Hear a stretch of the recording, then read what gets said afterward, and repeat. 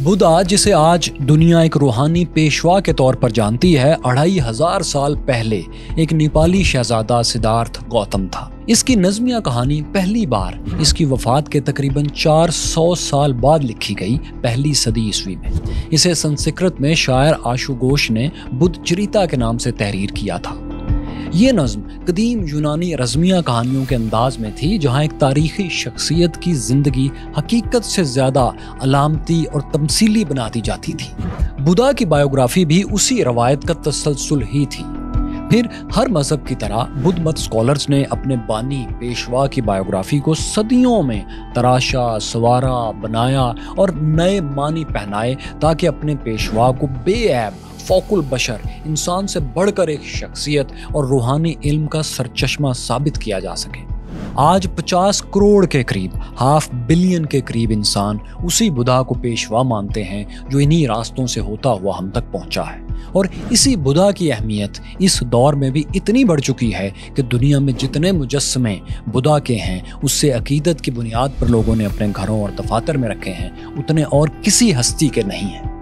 Science से लेकर management और मेडिकल से लेकर थेरेपी तक हजारों किताबें हर साल इसी आइडियोलॉजी से जोड़कर छापी जाती हैं। बुद्ध मत दुनिया का चौथा बड़ा मजहब बन चुका है, यानी हर 100 में से कम 6 या 7 इंसान इसी मजहब से ताल्लुक रखते हैं। ऐसे में जरूरी है कि हम तारीखी और अफसानवी दोनों बुद्धा के बारे में कुछ तो जानें कि आखिर वो कौन था। क्यूरियस फेलोज, मैं फैसल वड़ाइच। बुद्ध मजहब के मुताबिक बुद्धा की कहानी एक ख्वाब से शुरू होती है।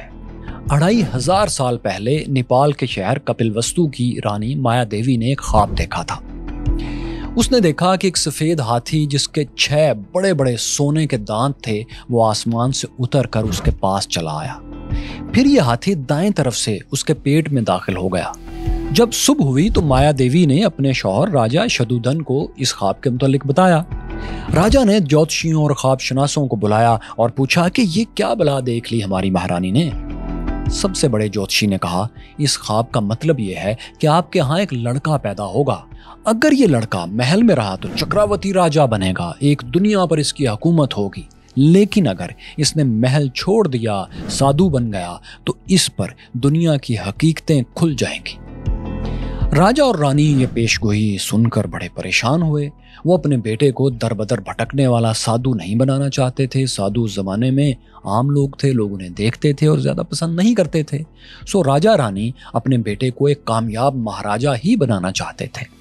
चुनाचे उन्होंने ज्योतिषियों से सवाल किया कि कोई ऐसा हल है कि हमारा बेटा राजा बने, साधु न बन सके। उन्होंने जवाब दिया, अगर इसे तख्त पर बिठाना चाहते हो तो ऐशो आराम से निकलने मत देना इसे। अगर इसने दुनिया की तकलीफें और परेशानियां एक बार भी देख लीं तो ये महल की जिंदगी से बागी हो जाएगा। राजा रानी ने ये नसीहत पल्ले से बांध ली। राजा ने कुछ ज्यादा कस के बांध ली। इस ख्वाब के कुछ ही दिन बाद रानी माया देवी उम्मीद से हो गई। जब बच्चे की पैदाइश का वक्त करीब आया तो माया देवी अपने आबाई शहर, बच्चे के ननिहाल देवदाह की तरफ चल पड़ी। लेकिन अभी वो कपिलवस्तु से कुछ ही दूर वाक़या लंबिनी के बागात में ही थी कि उसे यहीं बच्चे को जन्म देना पड़ा। एक अंदाजे के मुताबिक ये 480 BCE का साल था। बुद्धिस्ट लेजेंड है कि नन्हा बुद्धा पैदा होते ही अपने पैरों पर खड़ा हुआ। उसने चारों सिमत 7 कदम उठाए, सर ऊंचा किया और कहा, मैं सबसे बरतर हूँ, ये मेरा आखिरी जन्म है, इसके बाद मैं कभी पैदा नहीं होऊंगा। माया देवी और दूसरे लोग हक्का बक्का रह गए और बेख्तियार उसके आगे गिर गए, उसकी पूजा करने लगे। इस शहजादे का नाम सिद्धार्थ गौतम रखा गया। सिद्धार्थ का मतलब था वो शख्स जिसने कोई मकसद हासिल कर लिया हो, जबकि गौतम इसका आबाई नाम था, इसका खानदानी नाम। सिद्धार्थ गौतम शाकिया खानदान से ताल्लुक रखता था, जो हिंदू जात पात के निज़ाम में खश्तरी कहलाते थे, यानी ब्राह्मणों के बाद ये दूसरे दर्जे की आला तरीन जात थी। ये लोग जंगजू, वॉरियर क्लास, मार्शल रेस समझे जाते थे। सिद्धार्थ का वालिद शदुधन शाकिया कबीले का राजा भी था।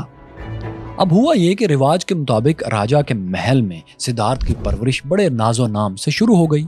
अब यूं था कि नन्हा सिद्धार्थ बहुत बचपन ही में अपनी मां माया देवी से महरूम हो गया, क्योंकि वो इसे जन्म देने के सिर्फ 1 हफ्ते बाद गुजर गई। जिसके बाद सिद्धार्थ की परवरिश इसकी खाला महापुरजापति ने की, जो कि एक रवायत के मुताबिक राजा की दूसरी बीवी थी। یعنی خالہ ہونے کے ساتھ وہ سدھارتھ کی سوتیلی ماں بھی تھی۔ اس سے ویسے یوں لگتا ہے کہ 2500 سال پہلے ہندوستان میں 2 بہنوں سے شادی کا رواج تھا۔ مہا پرجاپتی نے کبھی ننھے سدھارتھ کو ماں کی کمی کا احساس نہیں ہونے دیا۔ وہ اس سے بالکل اپنے بیٹے کی طرح ہی محبت کرتی رہی۔ دوسری طرف راجا شدودن نے جوتشیوں کی پرانی پیشگوئی کو کبھی بھلایا نہیں تھا۔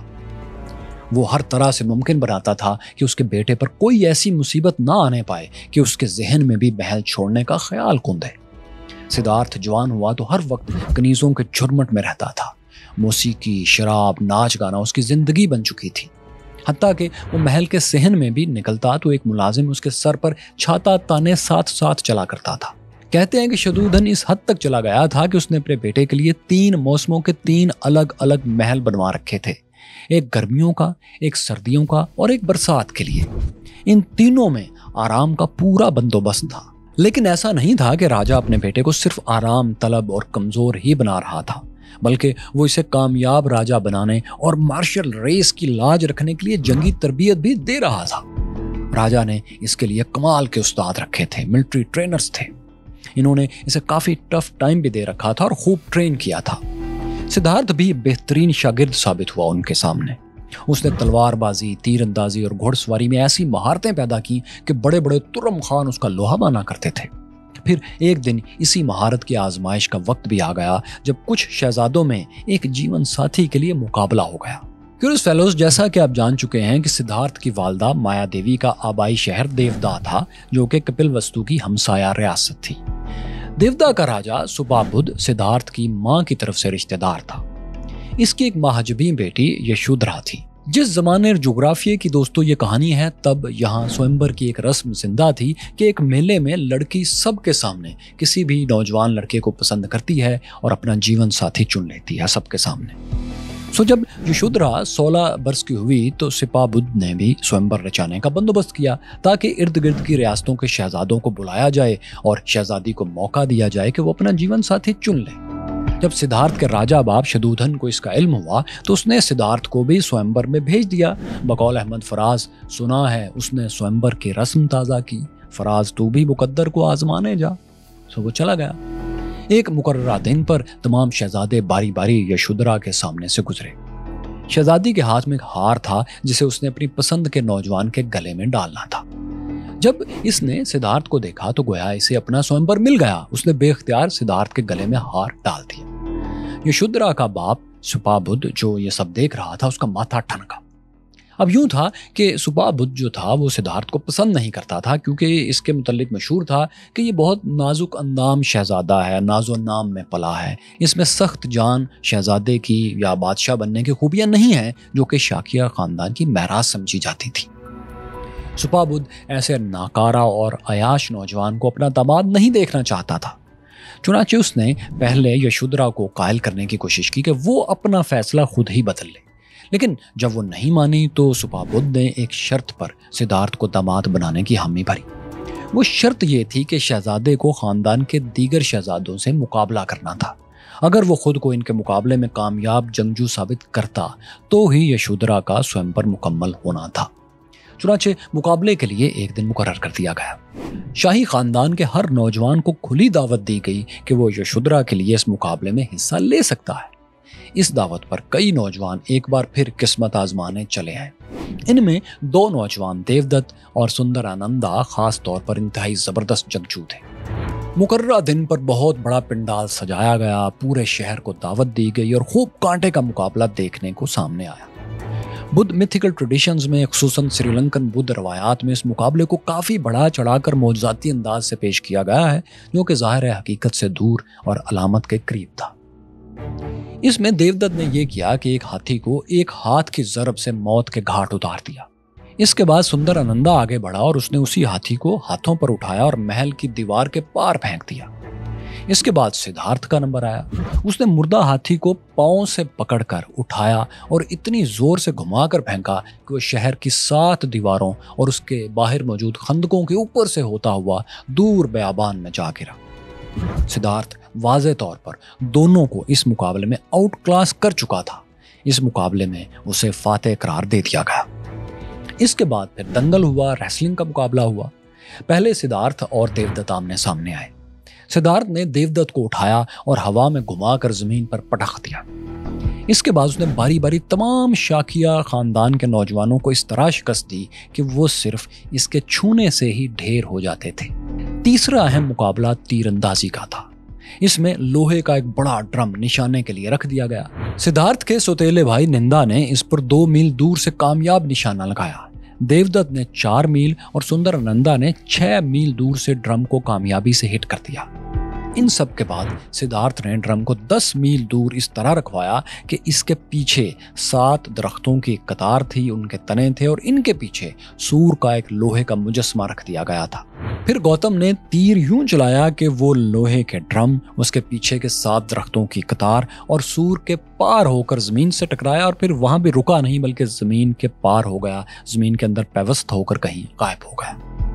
सिद्धार्थ ने तमाम मुकाबलों में खुद को मर्दे मैदान साबित कर दिया था इन लेजेंड्स के मुताबिक। अब यशोधरा उसकी थी और वो उसे ब्याह कर कपिलवस्तु महल में ले आया। क्यूरियस फेलोज, आप सोच रहे होंगे ऐसा हो भी सकता है क्या?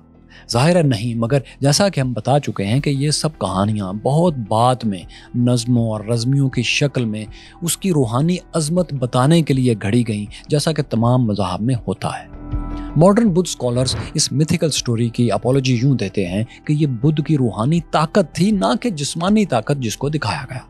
उनके मुताबिक इस रवायत से सिर्फ ये पता चलता है कि जो काम मसल्स नहीं कर सकते, इंसानी ताकत नहीं कर सकती, वो रूहानियत से हो सकता है। 10 मील दूर तीर से बारीक तरीन निशाना लेने को वो यूं एक्सप्लेन करते हैं कि इसका मतलब ये था कि बुद्धा बहुत दूर अंदेश हैं, इतने दूर अंदेश कि जहां कोई नहीं देख सकता वहां वो अपनी रूहानी ताकत से देख सकते थे। तो खैर दोस्तों, सिद्धार्थ की शादी यशोधरा से हो जाने के बायस उसकी ऐशो अशरत से भरपूर जिंदगी में मजीद 4 चांद लग गए। कुछ अरसे बाद इस पुरतकल्लुफ दुनिया में उसका बेटा राहुल भी पैदा हो गया। दिलकशी में मजीद निखार आ गया। अब बज़ाहिर तो सिद्धार्थ के पास सब कुछ आ गया था, लेकिन इसका दिल इस चकाचौंध दिलकशी से मुतमईन नहीं होता था। हर लम्हा उसे यह एहसास सताता था कि वो किसी हसीन कैद खाने में है। हर वक्त पहरेदार और खादम उसके दाएं बाएं रहते थे। उसे आज़ाद होना था, उसे जानना था कि इर्द गिर्द क्या है, वो ये जानना चाहता था। लेकिन उसका बाप जाहिर है उसे बाहर की दुनिया से बिल्कुल बचा के रख रहा था। मगर वो जितना इसे आम लोगों से दूर रखने की कोशिश करता, सिद्धार्थ का दिल महल से बाहर की तरफ उतना ही खिंचा चला जाता। वो एक आज़ाद इंसान की तरह दुनिया को देखना और परखना चाहता था। हकीकत क्या है वो ये जानना चाहता था। चुनाचे एक दिन उसने प्रोग्राम बनाया कि वो अपने वालिद से छुपकर महल के बाहर जाएगा। उसने अपनी सवारी के रथबान छन्ना को एतमाद में लिया। रथबान छन्ना एतमाद पर पूरा उतरा और एक दिन उसे रथ में छुपा कर महल से बाहर ले भी गया। अब यूं था दोस्तों कि रथबान और सिद्धार्थ दोनों को मालूम नहीं था कि राजा को उनके प्लान की खबर हो चुकी है। तमाम सावधान राजा ने अपने बेटे को रोकने के बजाय एक समझदार तदबीर की। उसके हुक्म पर शहर की सड़कों से गुर्बत और इंसानी तकलीफें जाहिर करने वाली हर चीज हटा दी गई थी। सिद्धार्थ अब जहां भी गया उसे खुशियां और सुकून ही नजर आया। लेकिन फिर भी उसने इस पहली यात्रा में एक ऐसा मंजर देख लिया जो महल के अंदर अब तक मुमकिन नहीं था। उसने एक बूढ़ा देखा जो बहुत लागर कमजोर था, जो कि कमर के साथ लाठी टेक कर चलता था। उसे इस मंजर ने एक इंसान की तकलीफ का, बेचारगी का गहरा एहसास दिला दिया। उसने सोचा, ये तकलीफ में क्यों है? इसने ऐसा क्या किया है कि ये इतने जतन कर रहा है अपने जीने के लिए? वो रथबान से भी पूछताछ करता रहा मगर किसी नतीजे पर नहीं पहुंचा। वो महल में लौट आया। वो समझने लगा था कि जिंदगी के कुछ राज ऐसे जरूर हैं जिन्हें समझने के लिए उसे चांदी का ये कटोरा, चांदी का ये खौल हमेशा के लिए छोड़ना पड़ेगा। गौतम अक्सर अपने तईं छुपकर महल से निकल जाया करता था, लेकिन हर बार उसका बाप जान जाता था और हर बार वो सर तोड़ कोशिश करता था कि उसका बेटा सब अच्छा ही अच्छा देखे, और हर बार वो इस कोशिश में नाकाम रहता था। सिद्धार्थ ने अपने दूसरे सफर में एक इंतहाई बीमार लागर कोड़ी को देखा। तीसरे सफर में उसे एक मुर्दा नजर आया जिसे आखिरी रसूमात के लिए उठा कर ले जाया जा रहा था। सिद्धार्थ बुढ़ापे, बीमारी और मौत की शक्ल में इंसान की 3 भयानक शक्लें देख चुका था, लेकिन ये इंसान का मुकद्दर क्यों है? इससे निजात कैसे मुमकिन है? ये सवाल उसके सांस में फांस बन चुका था। وہ چوتھی بار پھر باہر نکلا۔ اس بار اسے ایک سادھو دکھائی دیا۔ یہ قدرے پرسکون تھا۔ سدھارتھ نے اس سے گپ شپ لگائی۔ اس نے بتایا کہ انسان کی تکلیفوں کا علاج تلاش کرنا ہے تو سادھو بن جاؤ، تنہائی میں غور و فکر کیا کرو، اس کے لیے محل نہیں، جنگل، پہاڑ یا غار ہی بہترین جگہ ہیں۔ سدھارتھ نے اسی دن فیصلہ کیا کہ وہ محل چھوڑ کر رہے گا، خواہ اسے ویرانوں کی خاک ہی کیوں نہ چھاننی پڑے، وہ حقیقی سچائی، دکھوں کا علاج ڈھونڈ کر ہی دم لے گا۔ لیکن جانے سے پہلے اسے کسی اور کو غم سے بھی بچانا تھا۔ حقیقت اور تھی کچھ، اس کو جا کے یہ بتانا تھا۔ اسے اپنی بیوی یشودھرا اور لخت جگر راہل کو الوداع کہنا تھا۔ یہ آسان کام نہیں تھا۔ اسے اچھی طرح علم تھا کہ یشودھرا کا دل ٹوٹ جائے گا، اسے تکلیف پہنچے گی۔ سدھارتھ نہ جانے کتنے دنوں تک اسی شش و پنج میں رہا کہ یشودھرا کو بتائے تو کیسے بتائے، بات کرے تو کیسے کرے۔ وہ ارادے باندھتا تھا، سوچتا تھا، توڑ دیتا تھا، کہیں ایسا نہ ہو جائے، کہیں ویسا نہ ہو جائے۔ آخر ایک رات وہ جی کڑا کر کے اٹھا اور یشودھرا کو بھی اس نے جگا لیا۔ ایک ہی سانس میں اس نے ساری بپتا اور ارادہ سنا ڈالا۔ یشودھرا تڑپ اٹھی اور دامن پکڑ لیا اس نے، وہ اسے نہیں جانے دینا چاہتی تھی۔ لیکن 12 سال پہلے جس یشودھرا کے ناز پر سدھارتھ نے دل ہارا تھا، آج اس کے آنسو بھی اس کے قدم نہ روک سکے۔ 29 سالہ سدھارتھ گوتم یشودھرا کو روتا اور بیٹے کو سوتا چھوڑ کر محل سے نکل گیا۔ انسانوں کے دکھوں کی وجہ اور ان کا حل تلاش کرنے والا اپنے 2 قریبی رشتوں کو غم اور تنہائی کے حوالے کر کے گیا۔ یہ ایک بھیانک تکلیف دینے والی متضاد بات تھی، لیکن بدھ مت میں اسے عظیم سچائی کے لیے دی گئی قربانی مہابھنشکرمنا کہا جاتا ہے۔ ماڈرن بدھ فلاسفرز اس کی یوں توجیہ کرتے ہیں کہ کبھی کبھی عظیم سچائی کے لیے دل توڑنے بھی پڑتے ہیں، اور ایسا کرنا پڑے تو کر دیا جانا چاہیے۔ ان کے مطابق بدھا دراصل اس بظاہر تکلیف دہ عمل سے یہی سبق دے رہے تھے۔ یہ بدھ مت کی اپولوجیٹکس میں سے ایک ہے۔ سدھارتھ محل سے نکلا اور اپنے وفادار رتھبان کے ساتھ گھوڑے پر سوار میلوں دور ایک جنگل میں دریا کنارے پہنچ گیا۔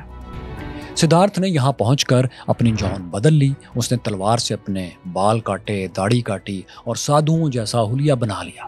پھر اس نے یہ تلوار اور اپنے تمام قیمتی زیورات جو اس لمحے تک اس کے بدن پر آراستہ تھے، سب اتار کر رتھبان چھنا کو دے دیے۔ اس نے رتھبان کو ہدایت کی کہ یہ سب لے جا کر میرے والد کو دے دو، اور ساتھ میں یہ بھی کہہ دینا کہ جب تک مجھے کائنات کی حقیقت، انسان کی تکلیفوں کی وجہ اور علاج نہیں مل جاتا، میں واپس آنے کا نہیں۔ وفادار چھنا نے بہت منت سماجت کی، پاؤں پکڑے، سدھارتھ کو فیصلہ بدلنے کے لیے مجبور کرنے کی کوشش کی، مگر ناکام رہا۔ آخر کار اسے ہی ہار ماننا پڑی۔ وہ تمام چیزیں اور گھوڑا لے کر کپل وستو محل میں لوٹ آیا۔ آگے سدھارتھ گوتم کا تنہا سفر تھا جو ہمیشہ کے لیے تھا۔ اس سفر میں اس کی پہلی ملاقات 5 سادھوؤں کی ٹولی سے ہوئی۔ وہ ان کا حصہ بن گیا۔ یہ سادھو عیش و عشرت کے دشمن تھے۔ ان کے خیال میں تکلیف اور اذیت کوشی وہ چیز تھی جو انسان کو حقیقت تک پہنچاتی تھی۔ کچھ عرصہ سدھارتھ ان کی تکلیف دہ ریاستوں میں ان کے ساتھ رہا، لیکن اسے ان کے طور طریقے اچھے نہیں لگے۔ یہ لوگ طویل عرصے تک بھوکے رہتے، خود کو میلا کچیلا رکھتے اور خود کو آزمائشوں میں اور تکلیفوں میں رکھتے۔ سدھارتھ نے ان 5 سادھوؤں سے سیکھا کہ یہ بھی غلط راستے پر ہیں۔ جیسے عیش و عشرت سچائی کی تلاش میں مدد نہیں دے سکتی، ویسے ہی خود کو انتہائی تکلیف میں رکھنا بھی آپ کو حقیقت کے قریب نہیں لے جا سکتا۔ سو اس نے خود کو سادھوؤں کی تکلیف دہ ریاستوں سے الگ کرنا شروع کر دیا۔ وہ ان سے کچھ زیادہ کھانا روزانہ کھانے لگا اور خود کو آرام بھی اکثر دینے لگا۔ اس پر 5 سادھو اس کے خلاف ہو گئے اور انہوں نے کہنا شروع کیا کہ سدھارتھ بھٹک گیا ہے۔ یہ وہ وقت تھا جب یہ سب چلتے ہوئے آج کی انڈین اسٹیٹ اتر پردیش کے جغرافیے میں داخل ہو چکے تھے۔ ادھر ان کے راستے الگ الگ ہو گئے۔ سدھارتھ کا تنہا سفر ایک بار پھر شروع ہو چکا تھا۔ اس سفر میں وہ ہندوستان کی سب سے طاقتور ریاست مگدھ سے بھی گزرا۔ یہاں بھی ایک اہم واقعہ پیش آیا۔ وہ یہ کہ مگدھ کے راجا بمبھیسرا نے ایک روز اسے کسی جگہ پر دیکھ لیا اور اس کی صلاحیتوں کو بھی بھانپ گیا۔ طور اتوار سے اس نے دیکھ لیا کہ یہ عام سادھو نہیں لگتا۔ اس نے باتوں باتوں میں سدھارتھ گوتم سے یہ بھی معلوم کر لیا کہ وہ دراصل ایک شہزادہ اور جری بہادر ہے۔ उसने गौतम को रियासत मगध का सिपह सालार बनाने की पेशकश की कि किसी तरह उसे रोक सके, मगर सिद्धार्थ तो हकीकत की तलाश को किसी भी मनसब से बढ़कर समझता था। वो भला सिपह सालार समेत किसी भी मनसब को कभी कबूल करने वाला था। उसने शुक्रिया के साथ माजरत कर ली और राजा को बताया कि उसका असल मिशन कुछ और है और इससे बड़ा है। मबीसरा सिद्धार्थ के आज़म से बहुत मुतासिर हुआ। उसने शहजादे से कहा, अगर तुम इंसान और कायनात की कभी हकीकत मालूम कर लो, इंसानी तकलीफ़ों की वजह जान जाओ, तो मुझे ज़रूर बताना। मैं भी तुम्हारे पीछे चलने के लिए तैयार हूँ। सिद्धार्थ ने वादा किया और आगे बढ़ गया। मौजूदा रियासत बिहार के एक इलाके में जो आज इसी के नाम पर बुध गया कहलाता है, यहाँ उसे पीपल का एक बड़ा दरख्त नजर आया। इसकी छांव बहुत घनी थी और बरसात से भी बचाव था। इर्द गिर्द का एरिया भी पुरस्कून था। सिद्धार्थ को अपने मकसद यानी गौर और फिक्र के लिए ये जगह बहुत मुनासिब लगी। उसने यहीं मुस्तकिल डेरा जमा लिया और पूरी तवज्जो से इटर्नल ट्रुथ, हकीकी सच्चाई को खोजने के लिए सोच में डूब गया। 6 बरस तक वो पीपल के इसी पेड़ तले सिमटा बैठा सोचता रहा कि इंसान और कायनात में ताल्लुक क्या है, ये सब क्या है, इंसानों के मसाइब की हकीकत क्या है, इसके पीछे की कहानी क्या है, और वो हकीकी सच्चाई क्या है जो आखिरकार इंसान को आज़ाद कर सकती है। कहते हैं मुसलसल भूख बर्दाश्त करने की वजह से वो इतना दुबला हो गया था कि सुकड़ कर पेट उसकी रीढ़ की हड्डी से जा लगा था। रीढ़ की हड्डी के मोहरे भी बाहर से साफ दिखाई देते थे, जैसे आप अक्सर मुजस्समों में देखते भी होंगे। सिद्धार्थ हकीकत जानने के करीब था कि उसे एक चैलेंज का सामना करना पड़ा। ये चैलेंज एक शैतान मारा की शक्ल में था, जो इंसानों को बहकाने में एक्सपर्ट था। मारा और सिद्धार्थ में एक लेजेंड के मुताबिक खौफनाक मुकाबला शुरू हुआ। मारा ने सबसे पहले सिद्धार्थ पर एक पुरकशिश जाल फेंका। बुद्ध लेजेंड के मुताबिक मारा ने 3 सुंदर लड़कियों को सिद्धार्थ के पास भेजा। ये तीनों ना खत्म होने वाली ख्वाहिशात, हसद और जिनसी लज्जत की नुमाइंदगी करती थीं। इन्होंने नौजवान सिद्धार्थ को मायल और घायल करने के बहुत पैंतरे बदले, बहुत हरबे आजमाए, लेकिन सिद्धार्थ की तपस्या और इसके इरादे के पार न जा सकी। दुनिया की तीनों पुरकशिश कुव्वतें नाकाम होकर वापस चली गई। जब मारा ने देखा कि सिद्धार्थ ने उसका हमला इतनी आसानी से नाकाम बना दिया है, तो वो आपे से बाहर हो गया। उसने राक्षसों की पूरी फौज के साथ अब गौतम पर धावा बोल दिया। सिद्धार्थ पर जलते हुए कोयले फेंके गए, लेकिन ये पहुंचने से पहले ही फूल पत्तियां बन जाते थे। फिर कई दरिंदों के जरिए उसने सिद्धार्थ पर डायरेक्ट हमला किया, मगर ये भी रास्ते में घबरा कर पलट आते थे। इस नाकामी के बाद मारा शैतान ने पत्थरों की बारिश कर दी, मगर ये पत्थर भी सिद्धार्थ तक पहुंचने से पहले ही हवा में रुक जाते थे। आखिर थक हार कर मारा ने हमला रोक दिया और बहस शुरू कर दी। उसने गौतम से कहा, तुम ये जगह छोड़ दो, क्योंकि ये हमारी गद्दी है। यानी दुनिया को कैसे चलाना है ये हमारा मनसब है, हमारा डोमेन है, तुम इस रास्ते में मत आओ। जवाब में सिद्धार्थ गौतम ने कहा, ये गद्दी तो मेरी है, मेरे समेत हर बुधा ने अपने निर्वाण के दिन इसी पर आज के बाद बैठना है। मारा बोला, मेरी फौज गवाह है कि मैं ही इंसानियत के लिए सबसे बेहतर हूँ, उसके तहफ़्फ़ुज़ के लिए, उसकी ज़िंदगी के लिए, यानी दुनियावी ज़िंदगी इस तन्हा इबादत वाली ज़िंदगी से बहुत बेहतर है जिसकी तरफ तुम इंसानियत को खींचना चाहते हो। जवाब में बुधा ने ज़मीन को गवाह बनाते हुए इसको छुआ और कहा, ये धरती गवाह है कि मैं सच्चा हूँ, यानी मैं जिस रास्ते पर चल रहा हूँ वो इंसानियत के लिए ज़्यादा बेहतर है। इस पर यह हुआ कि ज़मीन ने भी गवाही दे दी कि सिद्धार्थ सच कह रहा है। जमीन के इस ऐलान ने मारा को लाजवाब कर दिया। वो अपना सा मुंह लेकर वहां से कहीं और चला गया। बुद्धमत लेजेंड्स के मुताबिक सिद्धार्थ गौतम ने तमाम वसवसों, ख्वाहिशात और अज़ियतों को शिकस्त दे दी थी और अब वो इंसानी कमजोरियों से आज़ाद होकर खुद पर मुकम्मल कंट्रोल हासिल कर चुका था। वो 29 बरस की उम्र में महल छोड़ कर आया था और अब 35 साल का हो चुका था। यानी 6 साल जंगलों की खाक छानने और पीपल के पेड़ तले गौर व फिक्र में उसने काट दिए थे। हाँ, अब उसकी मेहनत रंग लाने वाली थी। निर्वाण मिलने का वक्त आन पहुंचा था। मगर ये निर्वाण क्या था जो उसे मिला? सिद्धार्थ गौतम ने हिंदुस्तानी माशरे में, इस जोग्राफिया में क्या इनकलाब बर्पा किया था? क्या मॉडर्न योगा बुधा की लेगेसी है? बुद्ध मत पैरोकार आज किस मसीहा का इंतजार कर रहे हैं? गौतम बुद्ध के आखिरी अल्फाज क्या थे और उससे क्या मतलब निकाला जाता है? ये सब आपको दिखाएंगे इस कहानी के दूसरे और आखिरी हिस्से में। विसाख पूरे चांद की रात थी और बुद्ध गया के जंगल में एक लागिर शहजादा पीपल के नीचे बैठा सच्चाई के आखिरी दरवाजे पर दस्तक दे रहा था। उसके पर्दाए ज़हन पर लाखों जन्म फिल्म की तरह चल रहे थे और हर जन्म एक ही ऐलान कर रहा था कि दुख है। रात के आखिरी पहर उसने दुखा की जड़ देखी और आंखें खोल दी। वो सदियों का राज जान गया था। उसे समझ आया कि ईंधन खत्म कर दें तो आग खुद ब खुद बुझ जाएगी और यही उसका निर्वाण था। टेक्सला के जंगलों में 999 कत्ल करने वाला गोली माला निकला तो उसका 1000वां शिकार बुधा था।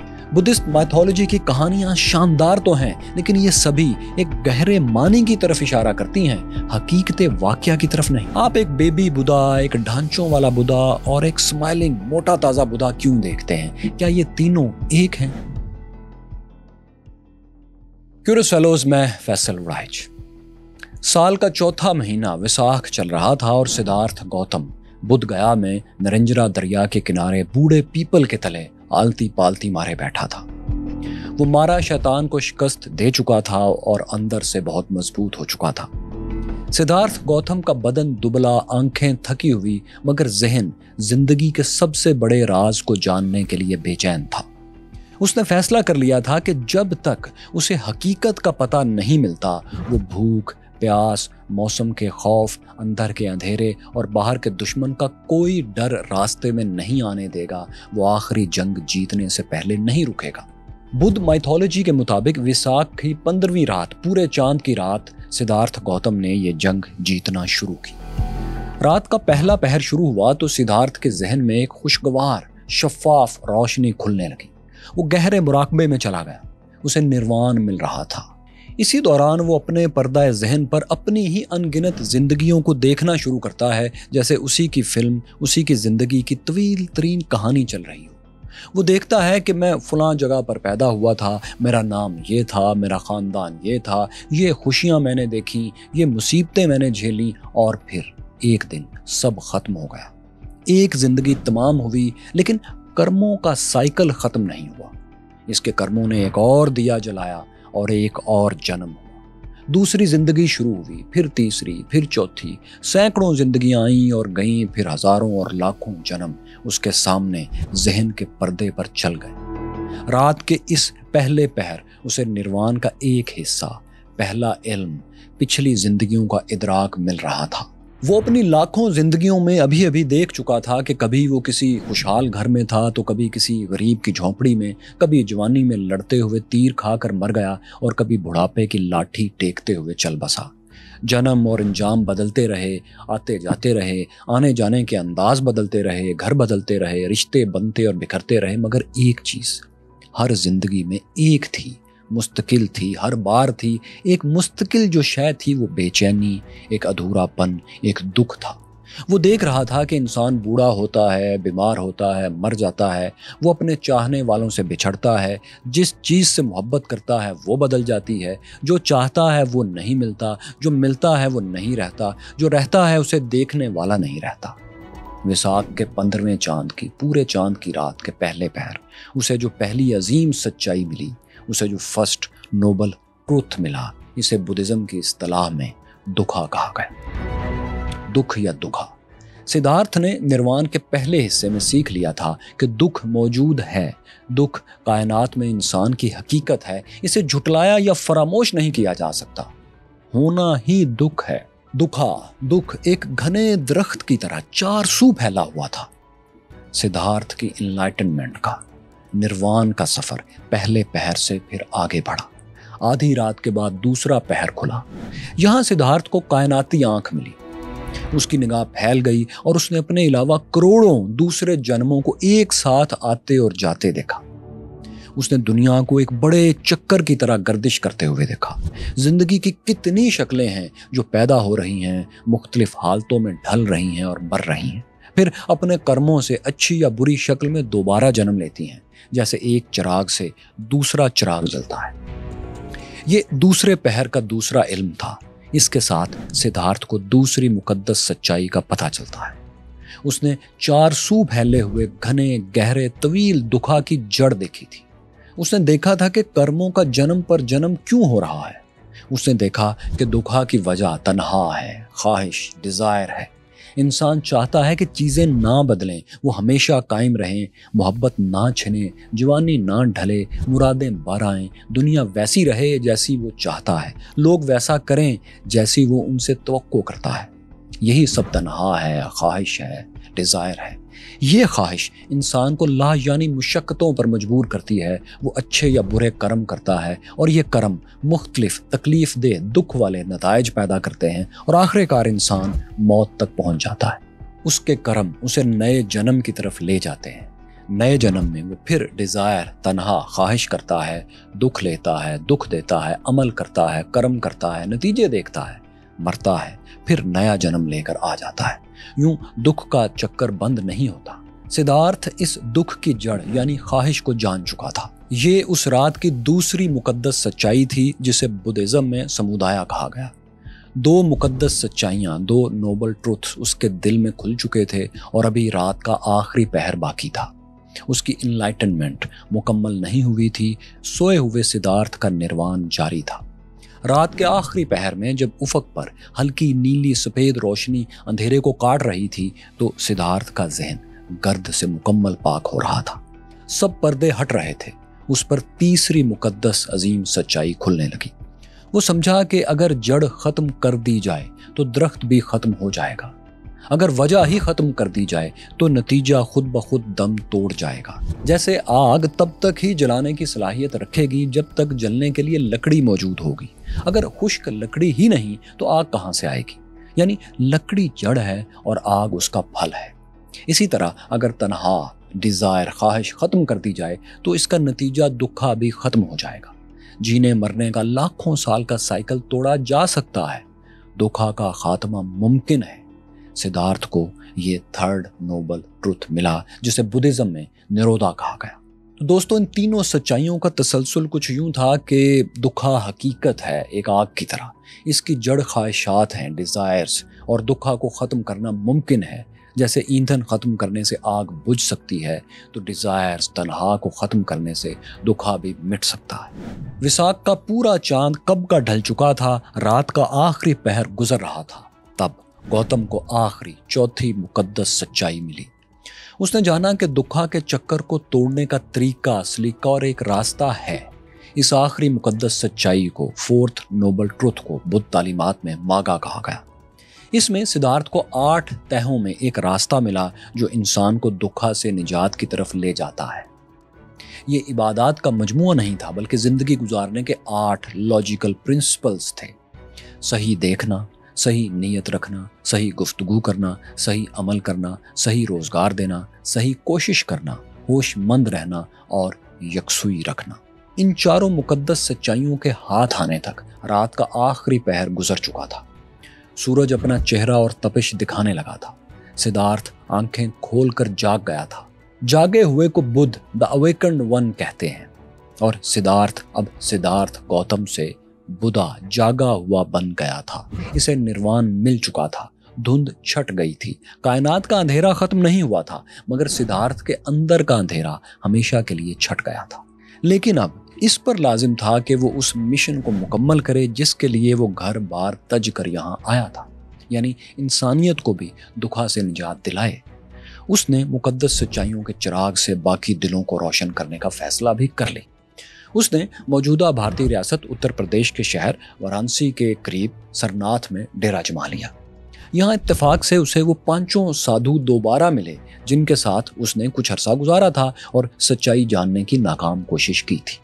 آپ ہماری پچھلی قسط میں جان چکے ہیں کہ وہ 5 سادھو سدھارتھ گوتم سے بدگمان ہو گئے تھے کیونکہ بدھا نے ان کی سخت کوشش سے خود کو الگ کر لیا تھا اور ایک بچی کا لایا ہوا کھانا کھا لیا تھا، جس کے بعد گوتم ان 5 سے الگ ہو کر چل پڑا تھا۔ انہوں نے ایک دوسرے کا ساتھ چھوڑ دیا تھا۔ تو کیوریس فیلوز، جب سرناتھ میں بدھا کا سامنا ان 5 سابقہ ساتھیوں سے، سادھوؤں سے دوبارہ ہوا تو ان 5 نے بدھا پر جملے کسنا شروع کر دیے۔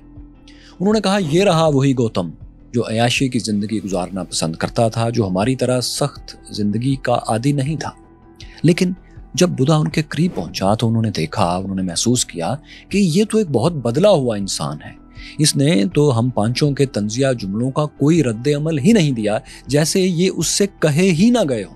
بدھا نے اطمینان سے پانچوں سادھوؤں کو دنیا کی حقیقت، دکھوں کی جڑ اور اسے ختم کرنے کے مقدس راز سمجھائے۔ اس کی باتیں سن کر وہ پانچوں دنگ رہ گئے۔ بدھا کی تعلیمات نے ان کے دلوں کی تاریکی بھی دور کر دی اور انہیں بھی نروان مل گیا۔ اس کے بعد وہ بدھا کے ہونہار شاگرد بن گئے اور ہندوستان بھر میں اس کی تعلیمات پھیلانے لگے۔ کچھ برسوں میں ہمالیہ کی ڈھلوانوں میں ایک نیا مذہب بدھ مت وجود میں آ گیا اور تیزی سے پھیلنے لگا اس چھوٹے سے ایریا میں۔ اس اسکول آف تھاٹ میں کئی راجے مہاراجے بھی شامل ہو گئے، جن میں مگدھ کا راجا بمبسرا بھی تھا، کیونکہ اس نے گوتم سے وعدہ لیا تھا کہ اگر تم حقیقت تک پہنچ گئے تو مجھے آ کر ضرور بتانا، میں بھی حقیقت جاننا چاہتا ہوں۔ بدھا نے اپنی تعلیمات اس تک بھی پہنچائیں اور وہ بھی نروان لے کر بدھزم میں داخل ہو گیا۔ حکمرانوں کے علاوہ اس نئے مذہب میں ہندوستانی معاشرے کے پسے ہوئے طبقات بھی کھچے چلے آئے۔ اس کی وجہ یہ تھی کہ ارد گرد ہندو مت کے ماننے والے بہت تھے اور وہاں انسانوں کو ذات پات کے درجوں میں تقسیم کر دیا گیا تھا۔ سب سے اوپر برہمن تھے، پھر کھشتری، پھر ویش اور آخر میں شودر۔ لیکن ان سب کے بعد ایک اور پسا ہوا طبقہ اور بھی تھا جس کی کوئی ذات نہیں تھی۔ یہ انٹچیبلز، اچھوت کہلاتے تھے۔ بدھ مت نے اس ذات پات کی ساری تقسیم کو ہوا میں اڑا دیا، کیونکہ اس کے لیے سب برابر تھے۔ ہر انسان اپنے کرموں سے نجات حاصل کر سکتا تھا، دکھ کے سائیکل سے نکل سکتا تھا، خواہ وہ برہمن ہو، خواہ وہ شودر ہو یا اچھوت۔ بدھزم میں سب برابر تھے۔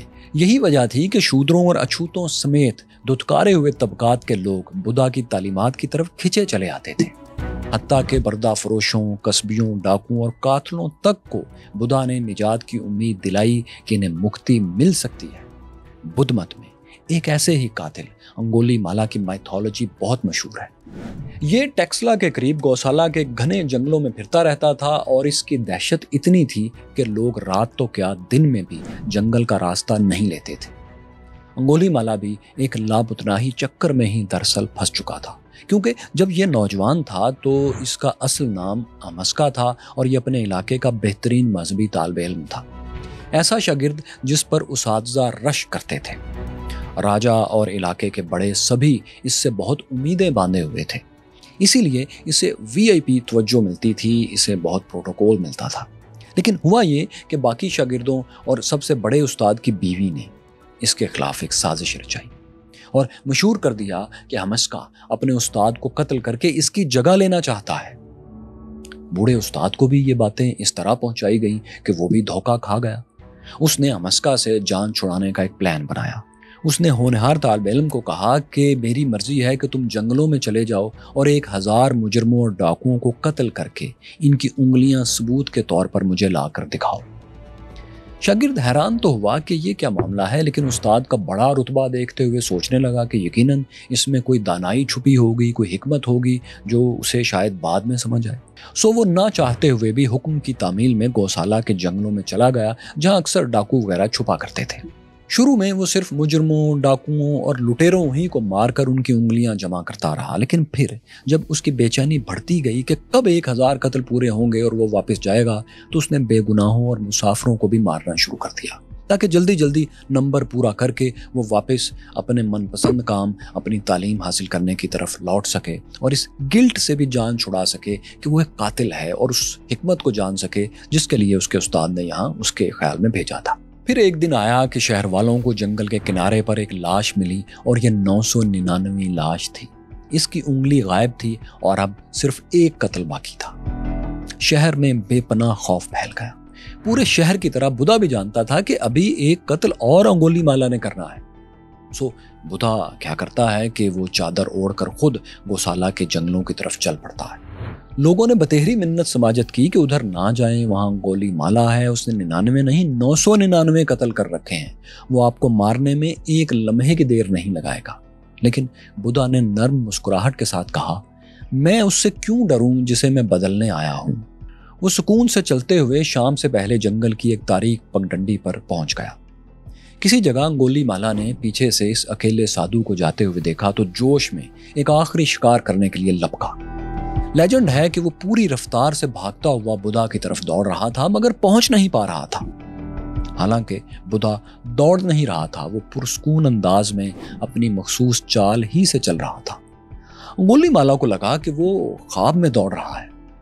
کیونکہ پہنچ نہیں پا رہا۔ وہ غصے میں چلایا، ابے ٹھہر جا، تو بچ کر نہیں جا سکتا، جائے گا کدھر، رک۔ لیکن بدھا اپنی اسی دھیمی رفتار سے چلتا رہا۔ انگولی مالا بھاگتا رہا جیسے خواب میں بھاگ رہا ہو۔ وہ کبھی بھاگتا، کبھی رکتا، کبھی چیختا اور پھر دوڑتے ہوئے پیچھا کرنے کی ناکام کوشش کرتا، مگر فاصلہ تھا کہ گھٹتا ہی نہیں تھا، وہ بدھا تک پہنچتا ہی نہیں تھا۔ آخر کار ایک جگہ پہنچ کر وہ ہانپنے لگا اور چلایا، میں کہتا ہوں تو رک جا، تو رکتا کیوں نہیں؟ اسی وقت بدھا پلٹا، اس نے انگولی مالا کی آنکھوں میں دیکھا اور کہا، میں تو رک چکا انگولی مالا، اب تم بھی رک جاؤ۔ یہ جملہ انگولی مالا کے دل پر بجلی بن کر گرا۔ قاتل نے ہانپتے ہوئے پوچھا، میں دوڑ رہا ہوں، تم چل رہے ہو، مگر پھر بھی میں تم تک پہنچ کیوں نہیں رہا؟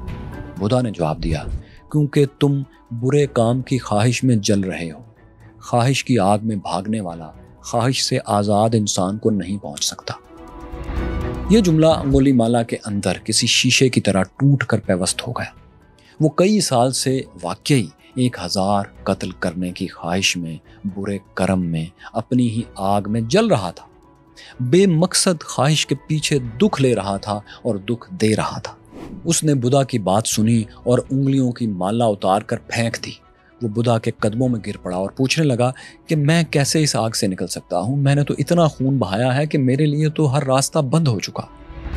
بدھا نے جواب دیا، جہاں انسان بدلنے کا فیصلہ کرتا ہے وہاں سے راستہ شروع ہوتا ہے۔ انگولی مالا نے بدلنے کا فیصلہ کر لیا، اس نے راستہ اختیار کر لیا، بدھ مت چن لیا اور راہب بن گیا۔ اہنسا کا، عدم تشدد کا مجسم نمونہ بن گیا۔ وہ جنگل سے شہر چلا آیا، کاسا لے کر بھکشا لینے، مزدوری کرنے بازار نکل جاتا۔ لوگ اسے پتھر مارتے، لکڑیاں چبوتے، لیکن وہ کبھی پلٹ کر جواب نہ دیتا۔ روز شام کو خون میں لت پت وہ واپس بدھا کے قدموں میں لوٹتا تو بدھا کو شکایت کرتا کہ میں جب قاتل تھا تو لوگ میرے نام سے ڈرتے تھے اور آج پتھر مارتے ہوئے ان کے ہاتھ نہیں کانپتے۔ بدھا بولا، یہ تمہارے اپنے کرموں کا پھل ہے، تمہاری اپنی آگ ہے، وہ آتش جس کا ایندھن تم نے خود بنایا ہے۔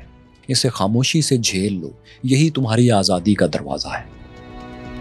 وقت گزرتا گیا اور وہی شخص جو کبھی 999 انسانوں کا قاتل تھا، ایک درندہ تھا، ایک مہربان، خاموش اور روشن دل راہب بن گیا۔ بدھ مت کی تاریخ میں انگولی مالا کی میتھولوجی، یہ کہانی مختلف انداز میں اور مختلف مبالغوں کے ساتھ، مختلف نمبرز کے ساتھ پیش کی جاتی ہے اور اسے بہت زیادہ اہمیت دی جاتی ہے۔ اسے بے معجزہ عظیم معجزہ کہا جاتا ہے، یعنی بدھ نے کوئی کرشمہ نہیں دکھایا مگر ایک انسان کی پوری زندگی بدل دی، اس کی کایا قلب کر دی، کایا پلٹ دی۔ یاد رکھیں، یہ میتھولوجی ہے، حقیقی واقعہ نہیں۔ کورو سیلوس بدھا تعلیمات دیتے ہوئے اپنے آبائی شہر کپلوستو بھی گیا۔ وہاں وہ اپنی بیوی یشودھرا، بیٹے راہل، باپ سدودنا اور سوتیلی ماں پرجاپتی سے بھی ملا۔ ان سب نے بھی بدھ مت قبول کر لیا اور اس کا پرانا رقیب اور سوتیلا بھائی نندا بھی اسی مذہب میں داخل ہو گیا۔ یہ سب تمام عمر پھر گوتم بدھ کے ساتھ رہے۔ بدھا نے نروان کے بعد کم از کم 45 برس 45 ایئرس بدھ مت کی تعلیم دیتے ہوئے گزارے۔ جب وہ 80 برس کا ہوا تو ایک روز ایک لوہار اس کے لیے محبت سے کھانا لے کر آیا۔ یہ غالباً ڈنر تھا، لیکن کھانا بوسیدہ تھا۔ بدھا نے کھانا کھاتے ہی محسوس کیا کہ اس کا جسم یہ کھانا ہضم کرنے کی توانائی کھو چکا ہے۔ اس نے نقاہت محسوس کی اور اپنے شاگردوں سے کہا کہ میرے جسم کا کام مکمل ہو چکا۔ اس نے اپنے پرانے ساتھی آنند کو بلا کر کہا کہ زندگی کی لے ختم ہو رہی ہے، میں پری نروانا میں داخل ہو رہا ہوں، یعنی وہ مقام جس کے بعد کرموں کا نیا جنم نہیں ہوتا۔ پھر بدھا نے آنند کو ایک نشانی بتا کر کہا کہ اسے 4 گھنٹے کی مسافت پر خوشی نگر میں سال کے درختوں کے بیچ میں لے جاؤ۔ وہ لے گیا۔ اس لمحے بدھا کے کچھ پیروکار بھی وہاں جمع ہو گئے اور اس کی جدائی کے خیال سے رونے لگے۔ موت سے پہلے بدھا نے اپنے پیروکاروں کو، اپنے چاہنے والوں کو آخری نصیحت کی۔ اس نے کہا، جو کچھ بھی جڑا ہوا ہے، مرکب ہے، وہ لازمی جدا ہوگا، یعنی ہر چیز کو آخر کار اجزاء میں بکھر جانا ہے۔ جیسا کہ پنڈت برج نارائن نے، مشہور شاعر ہیں، انہوں نے کہا تھا کہ زندگی کیا ہے عناصر کا ظہور ترتیب، موت کیا ہے انہی اجزاء کا پریشاں ہونا۔ آخری لمحات میں بدھا نے کوئی باقاعدہ جانشین مقرر کرنے سے بھی انکار کر دیا۔ مذہبی معاملات بھی اس نے قریبی لوگوں پر چھوڑ دیے کہ وہ اس معاملے کو جیسے چاہیں نمٹا لیں۔ پھر وہ دائیں کروٹ لیٹا، وہی پوز جسے آج ہم ریکلائننگ بدھا کہتے ہیں اور اس کے مجسمے عام ہیں۔ ये मेडिटेशन की हालत थी और इसी में उसकी पुरस्कून सांसों के दरमियान फासला बढ़ता गया। सांसें पत्तों की हरकत की तरह हल्की होती गईं। वैसाख के पूरे चांद की रात जब वो पैदा हुआ था, उसी रात जब उसे निर्वाण मिला था, उसी पूरे चांद की रात उसकी खामोश पुरसुकून आखिरी सांस निकल गई। कोई चीख नहीं, कोई तकलीफ नहीं, सिर्फ वही रुक जाना हुआ जो उसने अंगुली माला को सिखाया था। सिद्धार्थ गौतम बुद्धा को परिनिर्वाणा मिल चुका था, दुखा का साइकिल टूट चुका था। लाखों जन्मों के बाद अब उसे किसी कर्म में नहीं लौटना था। दोस्तों, बुद्धा की मौत 400 BCE में हुई थी, आज से 2400 साल पहले तकरीबन। यही रवायत ज्यादा मकबूल है, लेकिन कुछ रेफरेंसेस ऐसे हैं जिनमें यह तारीख 483 BCE भी लिखी हुई मिलती है। अगर हम 400 BCE की तारीख को ही, जो कि ज़्यादा मशहूर है, इसको दुरुस्त मान लें, तो जब बुद्धा की मौत हुई तो यूनान में फ़लसफ़ा जन्म ले रहा था और सुकरात 70 बरस का बूढ़ा था मगर अभी जिंदा था। बुद्धा की मौत के बाद इसके पैरोकारों ने इसकी लाश को जला दिया, फिर राख से बुद्धा के दांतों और हड्डियों के टुकड़ों को जमा करके इन्हें मिट्टी में दबाकर एक यादगार सी बना दी। इसी को स्टूपाज कहा जाने लगा। बुद्धिज्म में स्टूपाज हर उस जगह को कहते हैं जहां बुद्ध मत की मुकद्दस अशिया रख कर मिट्टी और पत्थरों से ढांप दिया जाता है। एक छोटी सी पहाड़ी सी बन जाती है और ये जगह मुकद्दस हो जाती है। बाज़ औक़ात इस पर एक गुंबद या मीनार भी तामीर कर दिया जाता है। शुरू में बुद्धा की बाकियात ज़ख़ीरा करने के लिए 8 स्टूपाज बनाए गए थे। तकरीबन फिर 150 बरस बाद मौर्यन शहनशाह अशोका ने इनमें से 7 स्टूपाज को खोला, मुकद्दस अशिया निकाली और इन्हें अपनी एम्पायर में मुख्तलिफ जगहों पर फैला दिया, जिससे स्टूपाज की तादाद सैकड़ों में हो गई। आज दुनिया के कई मुल्कों में मजमूई तौर पर हजारों स्टूपाज बन चुके हैं। कम से कम 2500 से इनकी तादाद ज्यादा है। इन सब में बुद्धा की या बुद्ध मत से मुतल्लिक छोटी या बड़ी यादगारें दफन हैं, कम से कम ये यकीन किया जाता है। ताहम बुद्ध मत के कदीम तरीन स्टूपाज जो हैं वो नेपाल, पाकिस्तान, भारत और श्रीलंका में हैं। आज दुनिया में तकरीबन 50 करोड़ लोग बुद्ध मत को मानने वाले हैं, उसके पैरोकार हैं। लेकिन एक बात आपने ज़रूर नोट की होगी कि मुख्तलिफ मुल्कों में मुख्तलिफ जगहों पर आप जाएं तो बुद्धा के मुख्तलिफ अलग अलग शक्लों वाले मुजस्समे या तस्वीर देखने को मिलती हैं।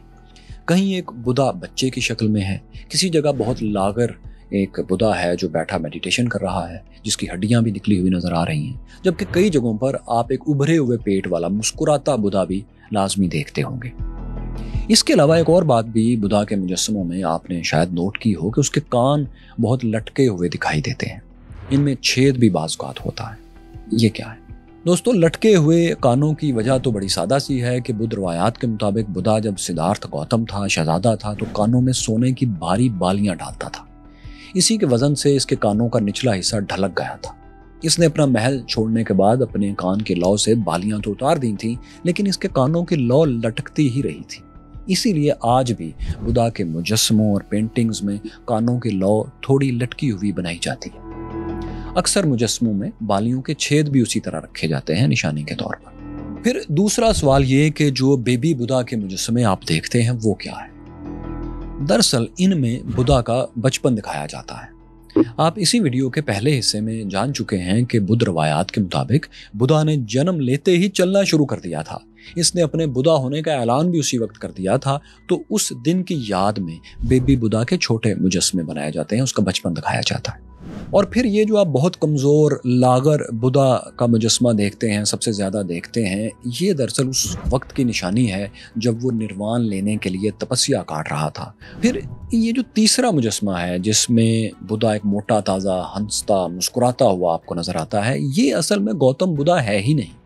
ये 10वीं सदी के एक चाइनीज़ बुद्ध मॉन्क कैची का मुजस्समा है जिसे पोताई या फैट बुद्धा कहा जाता है। इसके मुतालिक मशहूर है कि वो बहुत हंसमुख था। वो एक थैले में अपनी ज़रूरियात की थोड़ी सी चीज़ें लेकर बस्ती बस्ती घूमता रहता था। बच्चे उससे बहुत प्यार करते थे और ये भी हर किसी से हंसी मजाक करता था, उन्हें खुश रखने की कोशिश करता था। इसीलिए चाइनीज़ इसे खुशबाश बुद्धा, लाफिंग बुद्धा कहा करते थे, अब भी कहते हैं। लाफिंग बुद्धा भी बुद्धिज़्म की अजीम हस्तियों में से एक है और इसके मुजस्समे और पेंटिंग्स बड़े पैमाने पर आपको चाइना में मिलेंगे। इसकी तालीमात बुद्धिज़्म के अंदर एक पूरा स्कूल ऑफ थॉट है। दोस्तों, बुद्धिज़्म बुद्धा की ज़िंदगी में कोई बहुत ज़्यादा नहीं फैला था। تمام مذاہب کی طرح اسے پھیلانے میں بھی بڑے بڑے طاقتور حکمرانوں کا بنیادی کردار تھا۔ بدھزم کو پھیلانے میں مرکزی کردار سب سے پہلے اشوک اعظم نے ادا کیا، مورین امپائر کے حکمران نے۔ اشوکا دا گریٹ کی مکمل بائیوگرافی آپ یہاں دیکھیے، اس میں یہ ساری کہانی موجود ہے۔ یہاں ٹچ کر کے جانیے کہ کیتھولک پادریوں کو چیلنج کرنے والے مارٹن لوتھر کون تھے، اور یہاں ان 100 کتابوں کی ویڈیو سمریز دیکھیے جنہیں آپ کو زندگی میں ایک بار ضرور پڑھنا چاہیے۔